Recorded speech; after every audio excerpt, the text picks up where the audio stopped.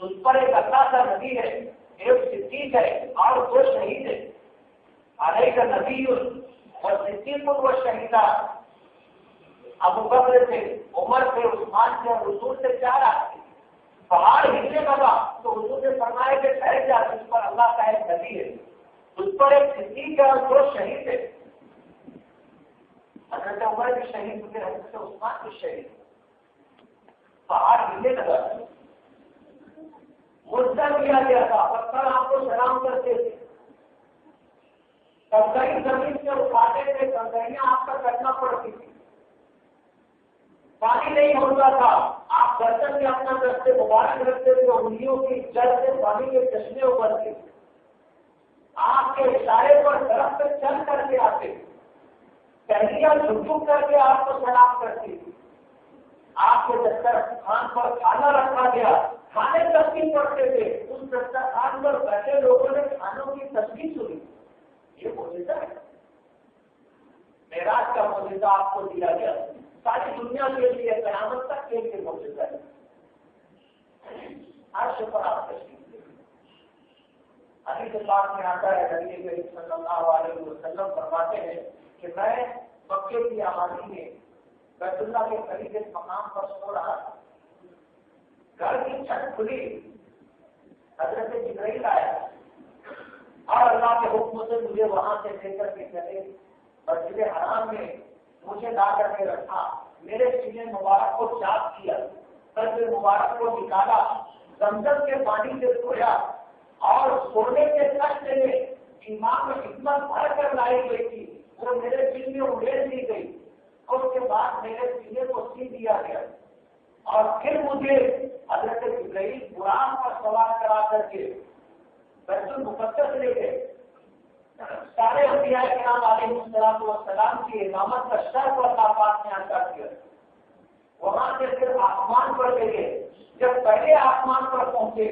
حضرت جبرائیل نے دستک دی، وہاں جو فرشتہ معمول ہے اس نے پوچھا کہ من کون؟ کہنے لگے ہمیں جبرائیل، میں جبرائیل۔ پوچھا کب وہاں کا، آپ کے ساتھ کوئی اور بھی ہے؟ کہنے لگے بھائی محمد صلی اللہ علیہ وسلم کہ میرے ساتھ محمد ہے۔ اس فرشتے نے پوچھا اور سکھا لے گا، کیا آپ کو ان کو لینے کے لیے بھیجا گیا تھا؟ حضرت جبرائیل نے کہا کہ نام ہاں، تب دروازہ کھلا۔ حضور پاک صلی اللہ علیہ وسلم فرماتے ہیں کہ جب میں اندر داخل ہوا تو میں نے دیکھا کہ بہت بڑا درخت ہے اور اس کے تنے سے بوڑھا آدمی ٹیک لگا کر بیٹھا ہوا ہے۔ میں جب قریب پہنچا تو میں نے دیکھا کہ دائیں طرف ذروں کی شکل میں اور بائیں طرف ذروں کی شکل میں بہت ڈھیر مخلوق۔ حضرت جبرائیل نے کہا کہ سلام کرو، سلام کرو۔ نبی کریم صلی اللہ علیہ وسلم نے سلام کیا، ادھر سے جواب ملا وعلیکم السلام کا، کہا گیا کہ مرحبا بالنبی الصالح والابن الصالح، نیک بیٹے اور نیک نبی کی آمد مبارک۔ حضور نے حضرت جبرائیل سے پوچھا کہ یہ کون ہے؟ حضرت جبرائیل نے بتایا کہ یہ حضرت آدم علیہ السلام۔ حضور نے پوچھا کہ یہ دائیں طرف دیکھ کر ہنستے ہیں، بائیں طرف دیکھ کر کے روتے ہیں، یہ کیا بات؟ کہنے لگے دائیں طرف جو ذروں کی شکل میں آپ کو مخلوق نظر آ رہی ہے یہ ان کی ذریت اور اولاد ہے، قیامت تک کتنی اولاد پیدا ہوگی سب وہاں موجود ہے، ان میں ہم بھی ہیں۔ دائیں طرف حضرت آدم دیکھ کر ہنستے تھے، بائیں طرف دیکھ کر روتے تھے۔ حضور نے پوچھا کہ ایسا کیوں؟ حضرت جبرائیل نے بتایا کہ دائیں طرف ان کی وہ اولاد ہے جو جنت میں جائے گی اور بائیں طرف وہ اولاد ہے جو جہنم میں جائے گی۔ ظاہر بات ہے ماں باپ کی زیادہ درد اپنی اولاد پر کس کو ہوگا؟ جنت میں جانے والی اولاد کو دیکھ کر خوش ہوتے تھے کہ یہ ہماری اولاد جنت میں جائے گی، اور وہ اولاد جو بائیں طرف تھی وہ جہنم میں جانے والی تھی، ان کو دیکھ کر کے دکھ ہوتا تھا۔ حضرت آدم ہوتے تھے۔ دوسرے آسمان پر پہنچے، پھر وہی سارے سوال و جواب، دروازے پر دستک دی، پوچھا گیا کون؟ جواب دیا، پھر پوچھا گیا کہ آپ کے ساتھ کوئی اور ہے؟ پھر بتایا گیا پھر سوال کیا گیا کہ کیا آپ کو لینے کے لیے بھیجا گیا تھا؟ جواب دیا گیا ہاں. تب دوسرے آسمان کا دروازہ کھلا. حضرت ادریس، حضرت عیسیٰ اور حضرت یحییٰ ان دونوں حضرات سے ملاقات دوسرے آسمان پر. پھر تیسرے آسمان پر حضرت یوسف سے ملاقات کی. چوتھے آسمان پر حضرت ادریس سے ملاقات کی. پانچویں آسمان پر حضرت ہارون سے ملاقات ہوئی. چھٹے آسمان پر حضرت موسیٰ سے ملاقات ہوئی. اور ساتویں آسمان پر حضرت ابراہیم علیہ السلام سے ملاقات ہوئی. اور کتابوں میں، تفسیروں میں ان تمام آسمانوں پر مختلف انبیاء کرام علیہ السلام سے ملاقات کی کیا حکمت تھی اس کو بہت تفصیل سے ذکر کیا ہے. کہ حضرت آدم سے ملاقات کرانے میں کیا حکمت تھی. ظاہر بات ہے یہی کوئی 8-10 نبی تو نہیں، 1,24,000 انبیاء کرام علیہ السلام سے، لیکن مختلف آسمانوں پر ان چنندہ لوگوں سے ملاقات کروائی گئی. تو ان سے ملاقات کروانے کی کیا حکمت تھی، اس میں کیا منفیات تھی، اس کو تفصیل سے مفسرین نے ذکر کیا ہے. ابھی ساتھی کہنے لگے کہ معراج پر آپ بات کریں، آنے والی شب معراج ہے. تو ان سے میں نے کہا کہ آدھے گھنٹے میں معراج نہیں ہوتی نا. معراج کے بیان کے لیے کم سے کم 2 گھنٹے چاہیے، تو تفصیل سے پھر بات ہو سکتی. تو ساتوں آسمانوں پر جو ملاقات کی تھی تو مختلف انبیاء کرام علیہ السلام کو چن کر کے ملاقات کا شرف بخشا گیا تھا. اس میں اللہ پاک کی بہت ساری حکمتیں اور مصلحتیں. حضور پاک صلی اللہ علیہ وسلم آگے بڑے سدرۃ المنتہا پر پہنچ کر رکے. حضرت جبرائیل نے آگے بڑھنے سے انکار کر دیا. آدمی کے ساتھ میں ہوتا ہے تو ساتھ کا عادی ہو جاتا ہے. حضرت جبرائیل مکے سے ساتھ ہوئے، مکے سے ساتھ بیت المقدس پہنچے اور ہر جگہ نبی کریم صلی اللہ علیہ وسلم کی رہنمائی کی. جب بیت المقدس پہنچے تو جس براق پر سوار ہو کر کے آئے گے، ایک دیوار پتھر کو ہاتھ لگایا، انگلی لگائی، اس میں سوراخ ہو گیا. براق کو اس سوراخ میں رسی ڈال کر کے باندھ دیا. مجھے اللہ نے وہاں حاضری کا شرف بخشا ہے. میں نے وہ پتھر میں سوراخ دیکھا ہے. آج بھی وہ پتھر وہاں محفوظ اور موجود ہے. تمام نماز کے لیے سارے انبیاء موجود تھے.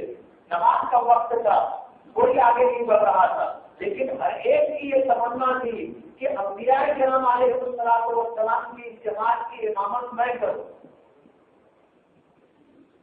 لیکن خود سے کوئی آگے نہیں بڑھ سکتا تھا. حضرت جبرائیل آئے اور نبی کریم صلی اللہ علیہ وسلم کی یہ درخواست کی کہ آپ امامت کروائیں. تو حضور نے سارے نبیوں کی امامت کروائی. اور اس کے بعد جب وہاں سے چلے براق پر سوار ہونے کے لیے تو جس پتھر پر آپ نے اپنا قدم مبارک رکھا تھا اس پتھر میں آپ کے قدم مبارک اندر اتر گئے. آپ کے قدم کے نشانات گواہ آج بھی اس پتھر پر صخرہ پر موجود ہے. وہ پتھر جسے اللہ پاک نے یہ شرف بخشا تھا کہ بیت اللہ کو قبلہ بنائے جانے سے پہلے ساری دنیا کے وہ لوگ جو نماز پڑھتے تھے اسی پتھر کی طرف رخ کر کے نماز پڑھا کرتے تھے. پتھر کی ایک بہت بڑی تعداد. جب حضور براق پر بیٹھنے لگے تو اس پتھر پر آپ نے اپنا پیر رکھا تھا. آپ کے قدموں کے نشانات ہیں. جن لوگوں نے حج کیا ہوگا، مقام ابراہیم کو دیکھا ہوگا، قدموں کے نشانات دیکھے ہوں گے. یہ حضرت ابراہیم کے دونوں قدموں کے نشانات ہیں. وہاں پر حضور پاک صلی اللہ علیہ وسلم کے ایک قدم کا نشان ہے. ایک قدم اس پتھر کی چٹان پر تھا اور ایک قدم براق پر بیٹھنے کے لیے آپ نے براق کے اوپر رکھا. لوگ برکت کے طور پر وہاں پر بنا دیا گیا جاری ہے. لوگ اکثر ہاتھ ڈالتے ہیں اس پتھر پر جہاں آپ کے قدموں کے نشانات سے ہاتھ رکھتے ہیں اور برکت کے طور پر اپنے چہرے پر اپنے جسموں پر کرتے ہیں. تو حضرت جبرائیل ساتھ ساتھ ہر جگہ رہنمائی تھی. پہلے آسمان پر، دوسرے آسمان پر، ساتویں آسمان پر، اور وہاں سے جب آگے بڑھ کر سدرۃ المنتہا آیا تو جبرائیل رک گئے. حضور نے حضرت جبرائیل سے کہا کہ ساتھ میں چلو. مکے سے ساتھ میں آئے تھے، حضور نے فرمایا ساتھ میں چلو. تو حضرت جبرائیل نے معذرت کر دی کہ بس میری حد ختم، اب آپ کو یہاں سے تنے تنہا آگے جا رہے، تنے تنہا آگے جا رہے. سفر کی شروعات ہی حیرت انگیز طور پر ہوئی. عام طور پر آدمی مکان سے کدھر سے داخل ہوتا ہے؟ دروازے سے داخل ہوتا ہے. لیکن حضرت جبرائیل دروازے سے آئے تھے؟ نہیں، دروازے سے نہیں آئے تھے. حضور فرماتے ہیں کہ انا نائم بیٹھن یقظۃ والیقظۃ، بیٹھن نوم والیقظۃ. حضور فرماتے ہیں کہ میں لیٹا ہوا تھا، سونے اور جاگنے کی کیفیت تھی. آدمی جیسے جاگتا ہوتا ہے، جیسے اس وقت ہم لوگ جاتے ہیں، ایک آدمی سویا ہوا ہوتا ہے کچھ دیر کے بعد. درمیان کی جو کیفیت ہوتی ہے جب آدمی سونے کی کوشش کرتا ہے، نیند آنے لگتی ہے، تو کچھ جاگتا رہتا ہے اور کچھ سوتا رہتا ہے، ملی جلی کیفیت رہتی ہے. حضور فرماتے ہیں میری ایسی ہی کیفیت تھی. میں نے دیکھا تو فرض عالیت سب ہو گئی تھی، اس پر گھر کی چھت کھلی اور میں نے دیکھا جبرائیل آیا. شروعات بھی حیرت انگیز طور پر ہوئی تھی. یہ اشارہ دے دیا گیا تھا کہ اب یہاں سے جو کچھ آپ دیکھو گے، جو کچھ آپ دیکھو گے یہ آپ کے لیے حیرت انگیز ہوگا. ناممکن نہیں ہوگا لیکن حیرت انگیز ہوگا. اور ہوا یہی کہ نبی کریم صلی اللہ علیہ وسلم کو اس گھر سے نکال کر کے آپ کو مسجد حرام میں لایا گیا. آپ کے مبارک کو، آپ کے سینے مبارک کو چاک کیا گیا، زمزم سے دھویا گیا، ایمان و حکمت دل میں بھرے گئے تاکہ یہاں سے جو ساری چیزیں دیکھے ان کے دیکھنے کی تاب آپ میں آ جائے، آپ دیکھ سکیں اور اس کو سمجھ سکیں. زمزم سے ہی کیوں آپ کے دل کو دھویا گیا تھا؟ اس میں بھی لوگوں نے حکمتیں لکھی کہ جب اللہ پاک نے جنت سے سونے کا کشت بھیجا تھا، ایمان و حکمت اپنے پاس سے بھیجے تھے، تو جنت سے اور تسلیم کا پانی بھی تو آ سکتا تھا. لیکن اللہ پاک نے جنت سے اور تسلیم کا پانی نہ بھیجتے ہوئے زمزم کے پانی سے آپ کے دل قلب مبارک کو دھلوایا. بڑی عجیب بات کتابوں میں لکھی ہے کہ یہ معجزہ حضرت اسماعیل علیہ السلام پر تھا کہ پیاز کی شدت سے جہاں ایڑیاں لگا رہے تھے اللہ پاک نے وہاں سے پانی کا چشمہ جاری کیا. اس کی ابتدا حضرت اسماعیل کے ایڑیوں کے رگڑنے سے تھی. اس کو نبی کریم صلی اللہ علیہ وسلم کے قلب مبارک سے جوڑ دیا گیا. اور عجیب بات یہ لکھی ہے کہ جس طرح نبی کریم صلی اللہ علیہ وسلم کے قلب مبارک کا فیض قیامت تک اور قیامت کے بعد تک جاری رہے گا، اللہ پاک نے اس چشمے کو آپ کے قلب مبارک سے جوڑ دیا ہے. یہ چشمہ کے قیامت تک جاری رہے گا. اسی لیے آتا ہے کہ اس پانی میں اللہ نے برکت بھی رکھی ہے، شفا بھی رکھی ہے. برکت بھی رکھی ہے، شفا بھی رکھی ہے، اس لیے کہ اس پانی کو حضرت اسماعیل اور نبی کریم صلی اللہ علیہ وسلم سے نسبت ہے. اب پوری دنیا اس کی معترف ہے کہ زمزم جیسا پانی دنیا میں کہیں نہیں. پوری دنیا میں زمزم جیسا پانی کہیں. مسلمان تو عقیدت میں مانتا ہے، سمجھتا کچھ نہیں، لیکن عقیدت میں مانتا ہے. جو لوگ نہیں مانتے انہوں نے بہتر تحقیق کی اور تحقیق کرنے کے بعد اس نتیجے پر پہنچے کہ پوری دنیا میں جہاں جہاں پانی پایا جاتا ہے سب سے بہتر، سب سے اچھا پانی زمزم ہے. اور اس بات کو مانا کہ دنیا میں پائے جانے والے تمام پانیوں میں پیاس بجھانے کی تاثیر تو ہے، پیٹ بھرنے کی تاثیر نہیں.